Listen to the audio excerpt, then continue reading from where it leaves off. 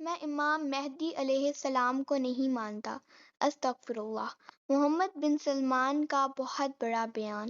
یقین مانیے بعض اوقات جو حقائق سامنے آتے ہیں وہ اتنے گہرے اور پرانے ہوتے ہیں کہ ان پر بات کرنا ایک خطرناک قدم بن جاتا ہے۔ لیکن اگر میں آپ سے کہوں کہ مسجد اقصیٰ کے نیچے ایسا راز چھپا ہوا ہے جس پر نہ صرف اسرائیل بلکہ دنیا کی بڑی طاقتیں دن رات کام کر رہی ہیں تو یقین کریں گے؟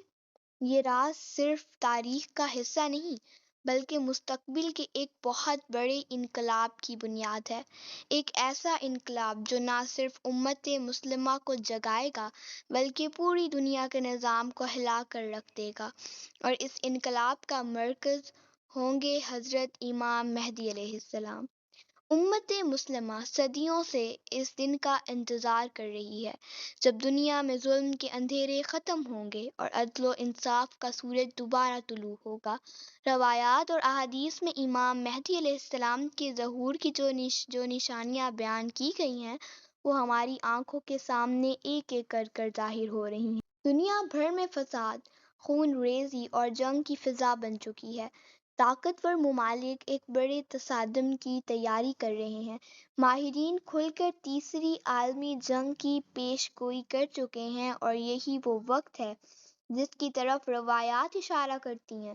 امام مہدی علیہ السلام کا ظہور ایک عالمی جنگ کا دوران ہوگا۔ بدقسمتی سے امت مسلمہ کا ایک بہت بڑا طبقہ یا تو ان روایات کو نظر انداز کرتا ہے یا انہیں محض ایک قصہ قرار دے کر رد کر دیتا ہے۔ کچھ علماء کرام انہیں ضعیف قرار دیتے ہیں، کچھ حکومتوں کے دباؤ میں خاموش رہتے ہیں، اور ماضی کی مسلم حکومتیں ہوں یا آج کی طاقتور عرب ریاستیں، سب کو اس بات کا خوف ہے کہ اگر امام مہدی علیہ السلام کا ظہور ہوا تو ان کی حکمرانی خطرے میں پڑ جائے گی، اور یہی وجہ ہے کہ ان روایتوں کو دبا دیا جاتا ہے، ان پر سوالات اٹھائے جاتے ہیں یا انہیں منہ گھڑت قرار دیا جاتا ہے۔ اسی سلسلے میں ایک اور پہلو یہ ہے کہ آج کے دور میں بعض حکمران احادیث نبوی اور امام مہدی علیہ السلام کے متعلق بعض بیانات کو کھلم کھلا مسترد کر رہے ہیں۔ سعودی ولی عہد محمد بن سلمان نے ایک انٹرویو میں کہا کہ وہ امام مہدی علیہ السلام کے تصور کو مانتے ہی نہیں ہیں۔ ان کے مطابق امام مہدی کا تصور احادیث پر مبنی ہے اور ان کا ماننا ہے کہ احادیث دین کا بنیادی ماخذ نہیں۔ یہاں تک کہ انہوں نے یہ بھی کہا کہ خبر واحد تو درکنار خبر متواتر کو بھی شریعت کا مستقل ماخذ نہیں بنایا جا سکتا جب تک قرآن مجید میں واضح حکم نہ ہو۔ ان کے اس بیان نے نہ صرف امت کو تقسیم کیا بلکہ ہمارے دین کی بنیادوں پر بھی سوال اٹھا دیے۔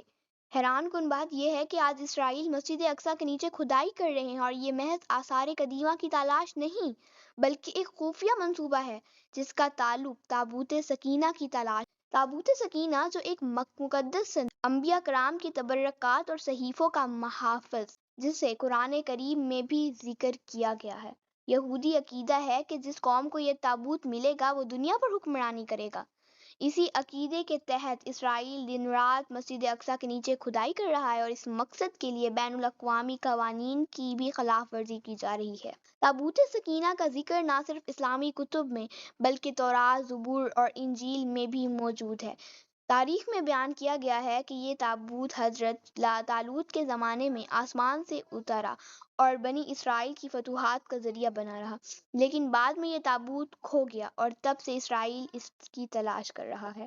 کچھ مورخین کا ماننا ہے کہ جب سلطان صلاح الدین ایوبی نے بیت المقدس کو صلیبیوں سے آزاد کروایا تو انہوں نے تابوت سکینہ کو یہودیوں سے محفوظ رکھنے کے لیے خفیہ مقام پر دفن کر دیا۔ بعض روایات کے مطابق یہ مقام غیر مردار یعنی ڈیڈ سی یا شغوفیہ کے قریب ہے، جسے کسی غار یا زمین کے اندر ایسی جگہ پر چھپا دیا گیا ہے تاکہ دشمنوں کی رسائی ممکن نہ ہو۔ آج اسرائیل انہی خفیہ جگہوں تک رسائی حاصل کرنے کے لیے مسجد اقصیٰ کے نیچے خفیہ سرنگیں بنا رہا ہے۔ وہ مسجد کی بنیادوں کو کھوکھلا کر رہا ہے تاکہ تابوت سکینہ تک پہنچ سکے اور اس کے بعد ہیکل سلیمانی کی تعمیر کا منصوبہ مکمل کیا جا سکے۔